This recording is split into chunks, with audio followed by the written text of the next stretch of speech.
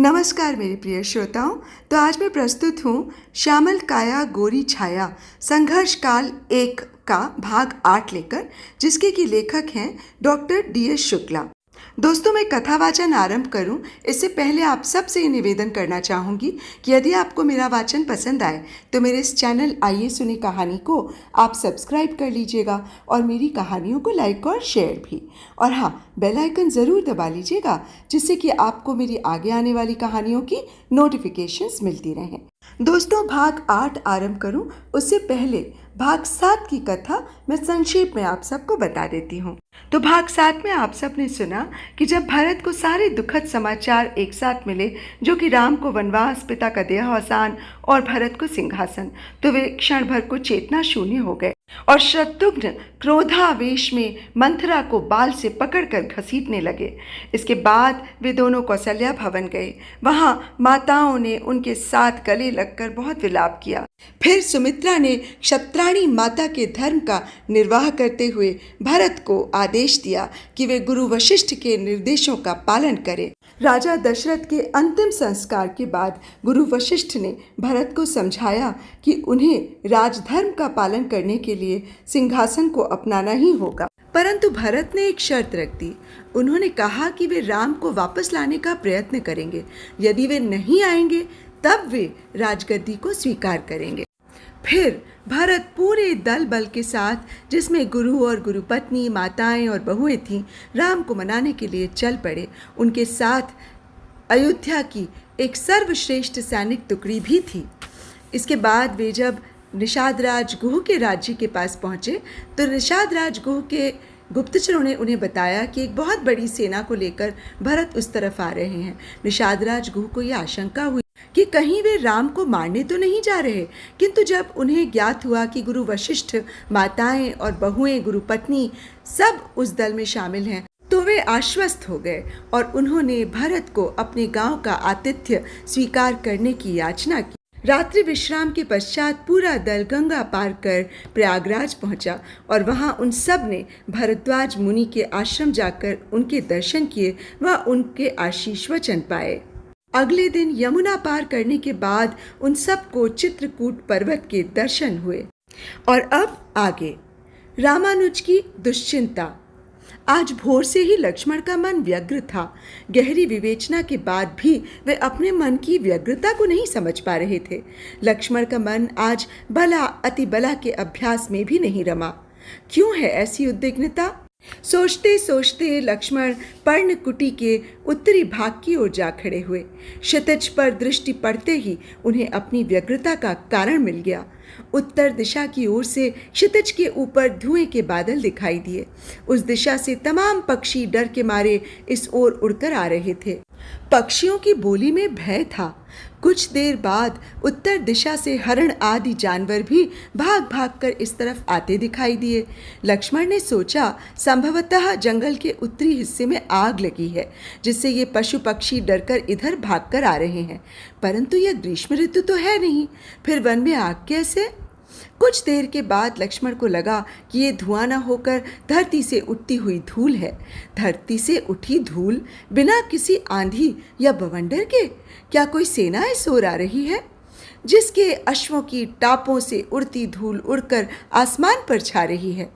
लक्ष्मण ने विचार किया कि राम के वन में आने की सूचना पाकर वन के राक्षसों ने एकत्र होकर आक्रमण तो नहीं कर दिया, किंतु दंडक वन के राक्षस अभी तक पदाति युद्ध ही करते हैं। फिर राक्षसों की सेना को दक्षिण दिशा से आना चाहिए। ये सैन्य दल तो उत्तर यानी कि अयोध्या की ओर से आ रहा है। लक्ष्मण के क्रोध की ज्वालामुखी धधक उठी। भरत! लक्ष्मण के मुंह से क्रुद्ध स्वर के निकले शब्द भरत कुटी में बैठे सीता और राम ने भी सुने। लक्ष्मण द्वारा उच्चारित भरत शब्द में भातृ प्रेम का कोई पुट नहीं था। उस शब्द में मात्र क्रोध और क्रोध ही था। लक्ष्मण का क्रोध और भरत के प्रति। राम चिंतित होकर कुटी से बाहर निकल आए। राम ने देखा लक्ष्मण ने बहुत सारे बाण अपनी कुटिया से निकालकर पर्वत के उत्तरी किनारे पर एकत्र कर लिए थे। हाथ में धनुष धारण किए रामानुज क्रोध भरी मुद्रा में उत्तर दिशा की ओर देख रहे थे। सीता भी राम के पीछे आकर खड़ी हो गई। क्या हो गया लक्ष्मण, तुम इतने उद्विग्न क्यों हो रहे हो? कुशल तो है? आपके रहते कुशल से इतर कुछ हो ही नहीं सकता आर्य, किंतु आज भरत और उसके पिछलग्गू शत्रुघ्न की कुशल नहीं है। देखिए, अपनी माँ के षड्यंत्र से अयोध्या का राजा बना दुष्ट भरत एक बड़ी सेना लेकर हमारी ओर आ रहा है। अपनी जननी की भांति वो भी दूरदर्शी है। 14 साल की अवधि के बाद आप गद्दी पर अपना अधिकार न जता पाए, इसलिए आपको जंगल में ही समाप्त कर देना चाहता है। परंतु दोनों भाई संपूर्ण सेना के साथ कल का दिन नहीं देख पाएंगे। भरत से मैं पहले ही आशंकित था। उसके स्वागत हेतु मैंने सारा प्रबंध कर रखा है। राम ने पर्वत से नीचे देखा। विशेष व्यूह रूप में उगे असंख्य छाऊ की झाड़ देख राम लक्ष्मण की व्यूह रचना समझ गए। राम ने लक्ष्मण से पूछा, तुमने यह अनुमान कैसे किया कि भरत हम पर आक्रमण ही करने आ रहा है? वो हमसे मिलने भी तो आ सकता है। लक्ष्मण बोले, मात्र मिलने के लिए इतनी सेना क्यों? अपनी सुरक्षा हेतु मात्र थोड़े से अंगरक्षकों के साथ भी तो आ सकता था। उत्तर और दक्षिण कोसल के बीच का ये वत्स प्रदेश ऋषियों की तपस्थली है। ये क्षेत्र सर्वथा निरापद है, फिर इतनी बड़ी सेना क्यों? राम ने समझाया, सेना लाने के पीछे भरत का कुछ और भी मंतव्य हो सकता है सौमित्र। माता कैकेयी का पुत्र होते हुए भी भरत मुझसे बहुत स्नेह करता है। मेरा मन कहता है कि भरत मेरे विरुद्ध ऐसा कुछ नहीं कर सकता। लक्ष्मण ने प्रतिवाद किया, माता कैकेयी भी आपको भरत से अधिक स्नेह करती थी। विष बेल में अमृत फल नहीं लगते आर्य। ये माँ बेटे आप जैसे सरल लोगों को मोह पाश में बंध कर अपघात करते हैं। ये दोनों तो आज मरेंगे ही, साथ में निरीह सेना व्यर्थ ही मारी जाएगी। लक्ष्मण का क्रोध चरम पर था। राम बोले, मेरा मन ये मानने को प्रस्तुत नहीं है। अयोध्या का दल अब निकट आ चुका है। तुम इस वृक्ष पर चढ़कर देखो कि दल की अगुवाई कौन कर रहा है। यदि सेना के आगे विध्वंसक दल है तो तुम्हारी अवधारणा सही है। वहीं यदि दल के आगे महात्मा भरत निशस्त्र चल रहे हों तो वे हमसे मिलने आ रहे हैं। इस निर्णय के बाद ही हम अगला कृत्य निश्चित करेंगे। सीता बिल्कुल मौन खड़ी थी। वे सोच रही थीं कि दोनों भाइयों का आकलन सही हो सकता है। हड़बड़ी में उठाया गया कदम विनाशकारी हो सकता है। वे मना रही थीं कि लक्ष्मण का अनुमान सही न हो। इसी में दोनों पक्षों की भलाई थी। लक्ष्मण जब वृक्ष से उतरे उस समय उनके मुख पर प्रसन्नता मिश्रित ग्लानि झलक रही थी। आर्य, भरत वल्कल वस्त्रों में निषाद राज गुह के साथ खड़े हैं। गुह उन्हें हमारे स्थान की दिशा दिखा रहे हैं। वहीं गुरु वशिष्ठ भी उनके पीछे खड़े हैं। संभवतः आपका भरत के प्रति अनुमान सही है। फिर एक विशिष्ट हुंकार के साथ बोले, और इसी में उसकी भलाई है। सीता ने लक्ष्मण को आश्वस्त करते हुए उनके सिर पर हाथ फेरा। कामादगिरी को देखते ही भरत घोड़े से उतर पड़े। गुह ने बताया कि इसी कामदगिरी पर राम का निवास है। भरत ने सारे दल को वहीं रोक दिया। वो केवल गुह के साथ राम से मिलने चल पड़े। भरत और शत्रुघ्न को आशीर्वाद देकर सीता अपनी सासों के दर्शन हेतु पर्वत से नीचे उतरी। गुरुपत्नी को प्रणाम कर वे तेजी से सासों के शिविर में बहुत उत्साह से पहुंची। परंतु यह क्या, सभी सासें अमंगल रूप में जड़ हो गई। सीता सादे श्वेत वस्त्र, सूना माथा, दुर्भाग्य बताती सूनी मांग। हे ईश्वर, ये क्या हो गया? सीता पाषाणवत खड़ी रह गई। कैकेयी मौन, कौसल्या डबडबाई आंखों और रूंधे गले के कारण कुछ बोल नहीं सकी। सुमित्रा ने ही सीता को संबोधित किया। हाँ मैथिली, राजा भाग्यशाली थे जो तुम लोगों से बिछुड़ते ही चल बसे। हम अभागों को तिल तिल खटने को छोड़ गए। सीता कौसल्या के चरणों में प्रणाम कर उठने को हुई तो कौसल्या सीता को गले से लिपटा कर रोने लगी। स्नेह और विषाद से अभिभूत सुमित्रा ने सीता और कौसल्या को आलिंगन में लेकर समझाने का प्रयास किया, किंतु आश्वस्त करने के प्रयास में स्वयं सुमित्रा का धैर्य छूट गया। वे भी फूट फूट कर रो पड़ी। कैकेयी सीता की प्रतिकूल प्रतिक्रिया संभावना से संकोच कर दूर बैठी रही। कैकेयी का अहम और अपराध बोध सीता की ओर बढ़ने से रोक रहा था। सीता ने कनखियों से कैकेयी की इस दुविधा को देखा। कौशल्या और सुमित्रा के आलिंगन से मुक्त होकर सीता ने माता कैकेयी को प्रणाम किया। सीता की आंखों में कोई उपालंभ न देख कैकेयी भी सीता को हृदय से लगाकर फूट फूट कर रोने लगी। कैकेयी के वक्ष से सीता लगी रही। दोनों के आंसुओं ने एक दूसरे का संकोच बहा दिया। कैकेयी बोली, मैथिली, मेरी वजह से तुमने बहुत कष्ट भोगा। अब मैं तुम लोगों को वापस अयोध्या ले चलने के लिए आई हूँ। शीघ्र वापस चलने का प्रबंध करो। सीता ने विनम्रता से उत्तर दिया, माँ, मैं आपके राम की अनुगामिनी हूँ। जहाँ राम वहाँ सीता। कैकेयी सीता के उस उत्तर से बहुत आश्वस्त नहीं हुई। वो आस निराश की पैंजनी में झूलती रहीं। राम पिता दशरथ के निधन का समाचार पाकर अचेत से हो गए। उन्हें लगा कि संभवतः उनके प्रति प्रबल मोह ही उनके पिता की मृत्यु का कारण बना। कुछ समय के बाद प्रकृतिस्थ होकर लक्ष्मण के साथ मंदाकिनी में स्नान कर अपने पिता का श्राद्ध किया। प्रकृति की विडंबना है कि चक्रवर्ती सम्राट दशरथ के ज्येष्ठ पुत्र के पास श्राद्ध हेतु मात्र इंगुदी के फल ही उपलब्ध थे। काल गति विचित्र है। माताओं का पर्वत पर्वत चढ़ना कष्टप्रद जानकर राम, सीता और लक्ष्मण अपने पर्वतीय आवास से नीचे मंदाकिनी तट पर आ गए। नदी के विस्तृत किनारे पर राज परिवार के अलावा अयोध्या वासियों और सेना के लिए स्थानिकों की सहायता से गुह ने आवास और भोजन का प्रबंध कराया। चित्रकूट में गूढ़ वार्ता। कैकेयी को वन में बने शिविर में नींद नहीं आ रही थी।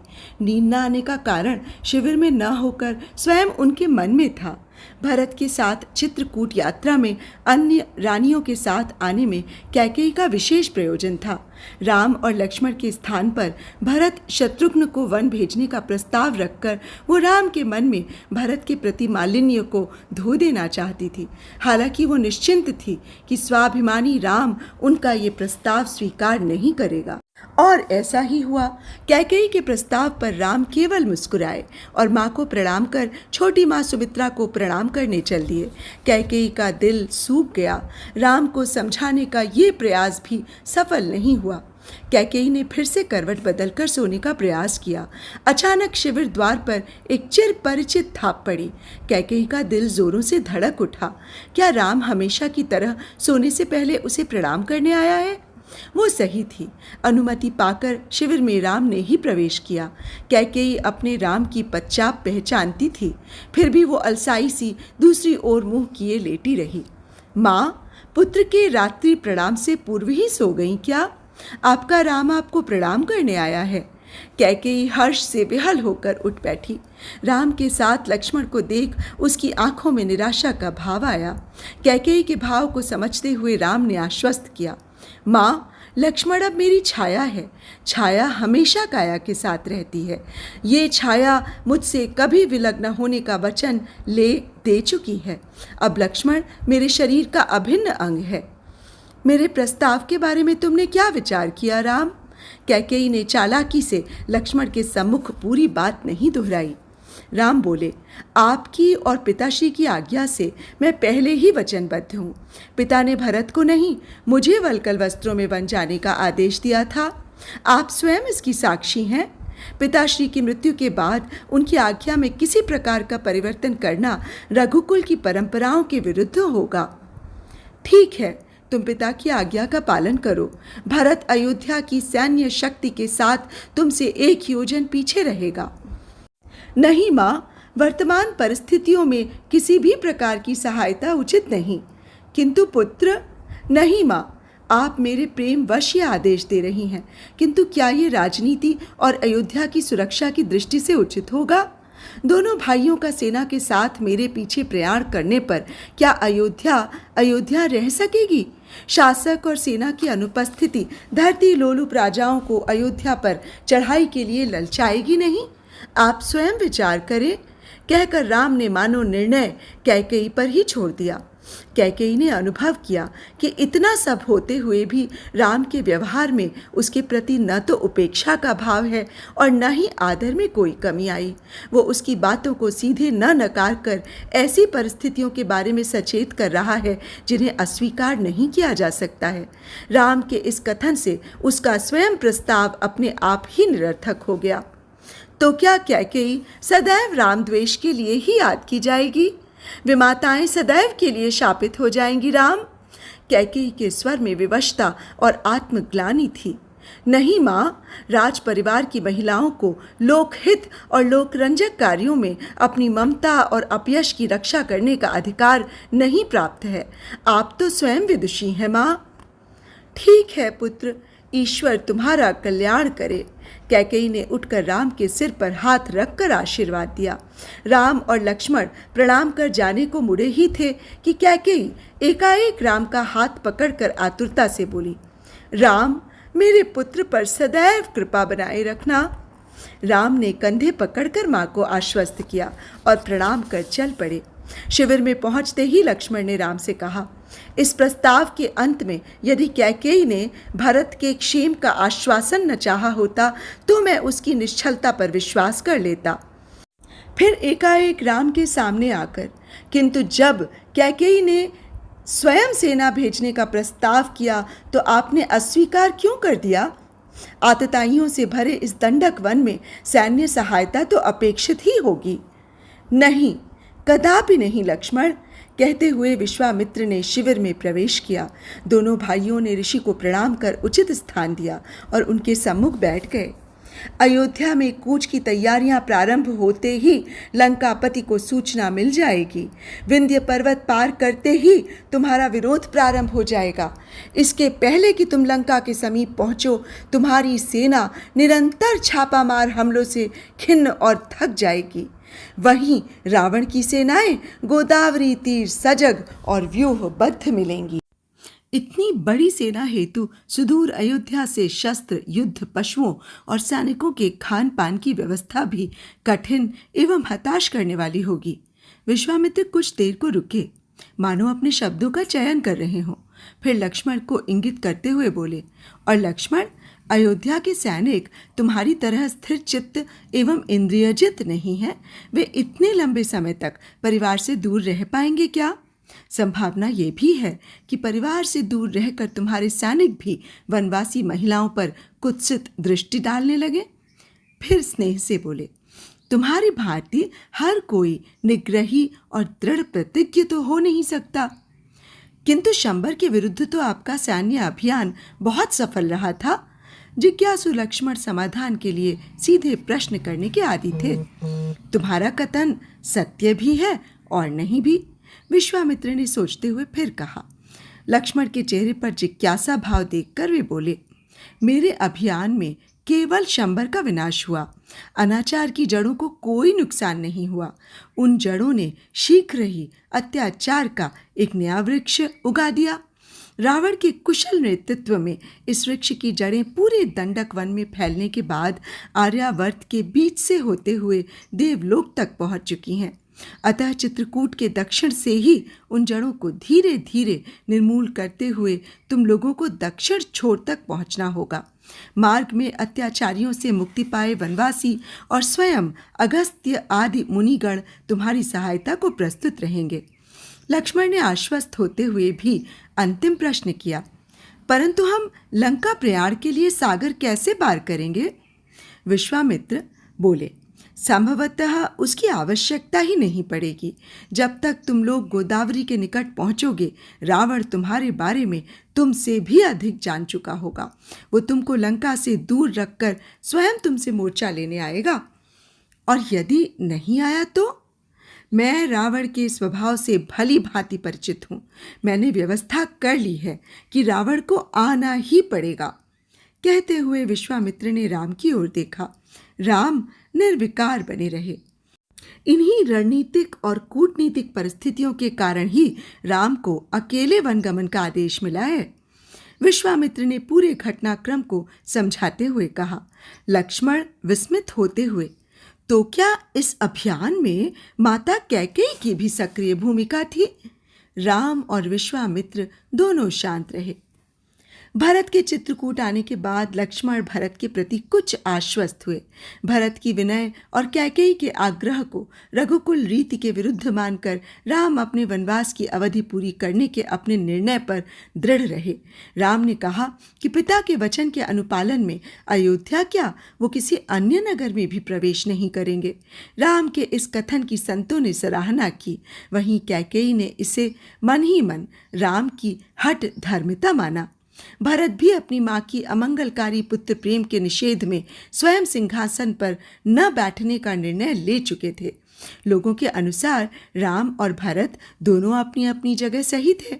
इस गतिरोध को देख वशिष्ठ ने स्थिति को संभालने का प्रयास किया। वशिष्ठ बोले, भरत, शास्त्रों के अनुसार राजा स्वामी न होकर राज्य का सेवक होता है। राजा को जन कल्याण हेतु निर्णय लेने का दायित्व शास्त्रों द्वारा प्राप्त है। सिंहासन पर आरूढ़ होना मात्र एक लोकाचार है। तुम क्षत्रिय हो, अतः तुम्हें जन कल्याण के दायित्व के निर्वहन से पीछे नहीं हटना चाहिए। भरत थोड़ी देर तक सिर झुकाकर सोचते रहे, फिर एकाएक दृढ़ता से खड़े होकर बोले, मैं जन कल्याण के लिए राम के प्रतिनिधि के रूप में कार्य करने को प्रस्तुत हूं, मगर अयोध्या के राजा राम ही रहेंगे। जब तक राम वनवास की अवधि पूरी कर अयोध्या वापस नहीं लौटते, सिंहासन पर प्रतीक के रूप में राम की चरण पादुका विराजेगी। कहकर उन्होंने पहले गुरु वशिष्ठ और फिर राम की ओर देखा। राज सिंहासन पर पादुकाएं, क्या ये अशोभनीय नहीं होगा? कहकर राम ने सहमति के लिए वशिष्ठ की ओर देखा। वशिष्ठ हंसते हुए बोले, दोनों रघुवंशी अपने अपने वचन पर दृढ़ हैं। मेरे विचार से इस गतिरोध को समाप्त करने के लिए भरत के कथन को स्वीकार करने के अलावा और कोई समाधान नहीं दिखाई देता है। अयोध्यावासी भी इस प्रतीक से संतुष्ट रहेंगे। मेरे विचार से इसे मान लेना चाहिए। राम, गुरु की आज्ञा का पालन राम को तो करना ही था। बहुत संकोच के साथ राम ने अपने पैरों से पादुकाएं उतारी। सीता ने पादुकाओं को अपने आंचल से पोंछकर सामने खड़े भरत को सौंप दी। भरत ने उन्हें सादर ग्रहण किया। गतिरोध समाप्त होने पर सभी प्रसन्न हो उठे। तो अभी आप सुन रहे थे डॉक्टर DS शुक्ला द्वारा लिखित उपन्यास श्यामल काया गोरी छाया संघर्ष काल 1 का भाग 8। अब दोस्तों मुझे आज्ञा दीजिए, आगे की कहानी मैं आपको भाग 9 में सुनाऊंगी। तब तक के लिए नमस्कार।